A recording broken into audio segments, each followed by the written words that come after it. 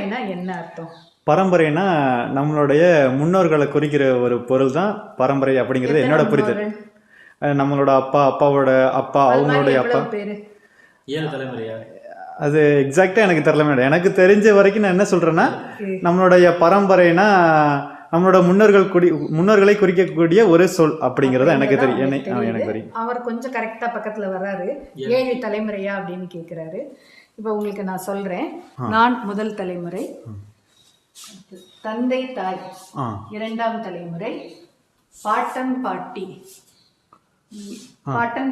3ஆம் தலைமுறை, பூட்டன் பூட்டி 4ஆம் தலைமுறை, ஓட்டன் ஓட்டி 5ஆம் தலைமுறை, சேயோன் சேயோள் 6ஆம் தலைமுறை, பரன் பறை 7ஆம் தலைமுறை.